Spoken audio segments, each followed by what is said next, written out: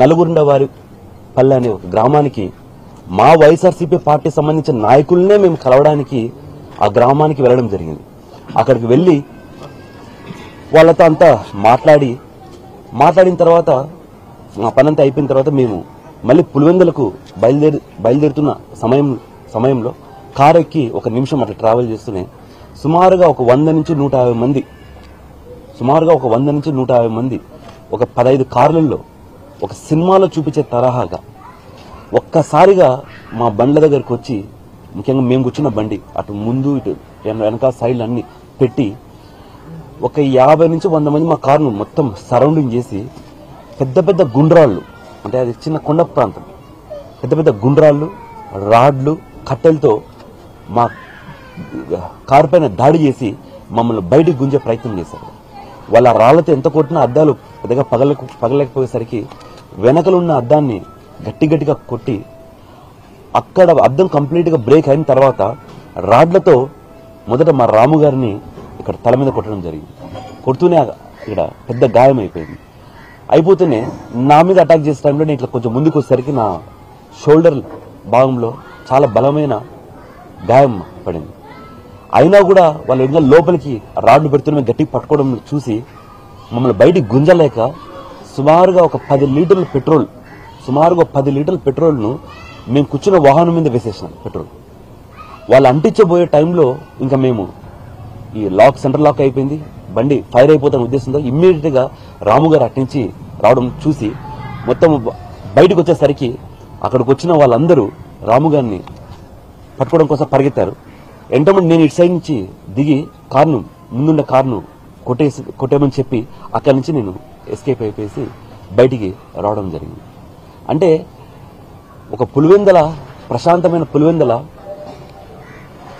ఎంత ప్రశాంతంగా ఉన్న పులివెందల్ని ఈరోజు ఒక రక్త చరిత్ర మీద చేస్తున్న కూటమి ప్రభుత్వం కేవలం ప్రజలను భయభ్రాంతులను చేసి ఫ్రీ అండ్ ఫెయిర్ ఎలక్షన్ ఉండకూడదు అని చెప్పి రిగ్గింగ్లు చేసుకోవాలా, ఎట్లయినా సరే మేము ఎలక్షన్ నెగ్గి మేమేదో చూపించాలా, అధికారం అంటే ఎట్లుంటుందో చూపించాలనే ఉద్దేశంతో ఈ ఎలక్షన్ జరుపుతున్నారు. ఒక బీసీ సామాజిక వర్గం చెందిన నేను, ఒక యాదవ సామాజిక వర్గానికి చెందిన నేను మొట్టమొదటిసారి కడప జిల్లా నుంచి చట్టసభల్లోకి అడుగుపెట్టి ఈ అవకాశం ఇచ్చింది ఏకైక వ్యక్తి మా నాయకుడు వైఎస్ జగన్మోహన్ రెడ్డి గారు. ఎందుకంటే కడప చరిత్రలోనే ఈ రోజు వరకు బీసీ, దాంట్లో యాదవ సామాజిక వర్గం చెందిన వాళ్ళు ఇంతవరకు ఎవరే కానీ చట్టసభల్లోకి అడుగు పెట్టలేదు. బీసీలంటే ఎంత ప్రేమో జగన్మోహన్ రెడ్డి గారి నాయకత్వంలో, జగన్మోహన్ రెడ్డి గారి ప్రభుత్వంలో 2019 నుంచి 2024 వరకు మనం అందరం చూసినాం.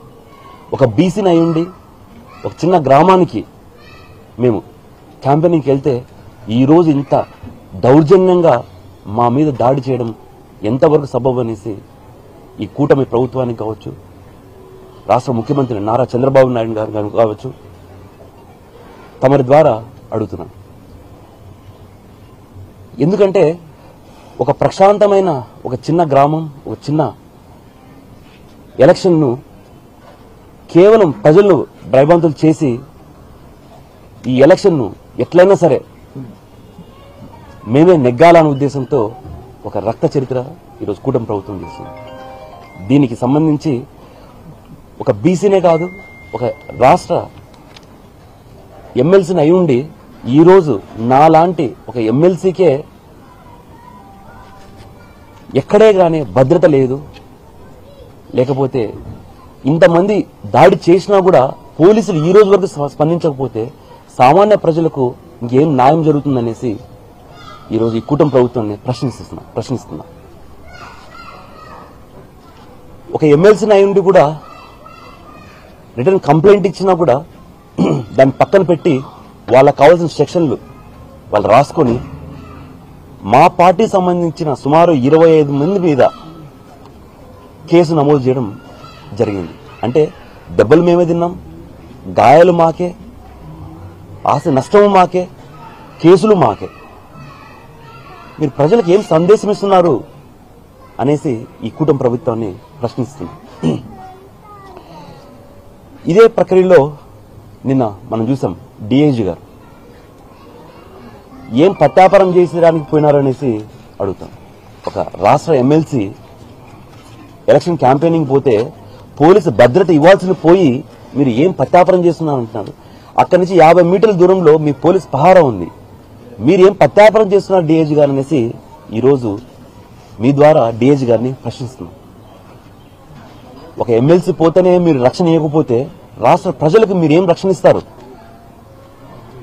కేవలం మీరు ఆ కాకి చొక్కా తీసేసి పచ్చ చొక్కా వేసుకొని మీరు క్యాంపెయినింగ్ చేయాలనేసి ఈరోజు మీ ద్వారా డిఐజీ గారిని ప్రశ్నిస్తున్నా. ఇంత ఘోరమైన ప్రభుత్వం లేదా ఇంత అరాచకమైన ప్రభుత్వం మన ఆంధ్రప్రదేశ్ చరిత్రలోనే ఎక్కడా లేదు. ఎందుకంటే మేము ఎలక్షన్ క్యాంపెయినింగ్ ఎక్కడికి పోయినా కూడా ప్రజలు ఎంతో సంతోషంగా మేము ఇప్పుడు వేసే ఓటు వైఎస్ జగన్మోహన్ రెడ్డి గారికి వేస్తాం ఓటు అని చెప్పేసి మమ్మల్ని ఆదరిస్తున్నారు.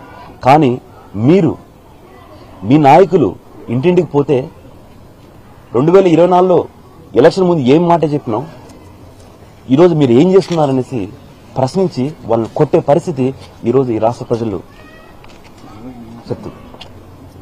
కేవలం ఈ ఎలక్షన్ మీరు ఫ్రీ అండ్ ఫెయిర్ ఎలక్షన్ చేయకూడదు, మీరు ఓడిపోతారనేసి ఒక ఉద్దేశంతోనే ఇట్లా భయపడించే కార్యక్రమం చేశారు. మీరు ఎన్ని కార్యక్రమాలు ఇట్లా భయపడిచే చేసినా వైఎస్ఆర్సీపీ పార్టీ నాయకులు కానీ కార్యకర్తలు కానీ ఎవ్వరు వెనకడుగు వేసే ప్రశ్నే లేదు. ఎంతవరకైనా సరే మేము పోరాడతాం. పులివెందల గడ్డపై వైఎస్ఆర్సీపీ జెండా రెపరెపలాడేలాగా మేమందరం కష్టపడతామనేసి ఈరోజు పులివెందుల ప్రజలకు లేదా మీ అందరికీ తెలియదు. ఈ సంఘటన సందర్భంగా మా కౌన్సిల్ చైర్మన్ అయిన మా సభాపతి అయిన మోషన్ రాజు గారిని కలవాలి, ఆయనకు వినతి పత్రం ఇవ్వాలి. ఆయన ద్వారా మాకు ఏమైనా న్యాయం జరుగుతుందేమో అనేసి ఈరోజు మా చైర్మన్ మా సభాపతి గారి క్యాంపు కార్యాలయానికి రావడం జరిగింది. ఇక్కడ వచ్చిన తర్వాత పూర్తిగా వివరించాం చైర్మన్ గారికి. చైర్మన్ గారు కూడా చాలా బాధపడ్డారు. ఎందుకంటే ఒక ఎమ్మెల్సీని అయి ఉండి నీకు జరగడం సరికాదు, దీనిపైన నేను క్షుణ్ణంగా పరిశీలించి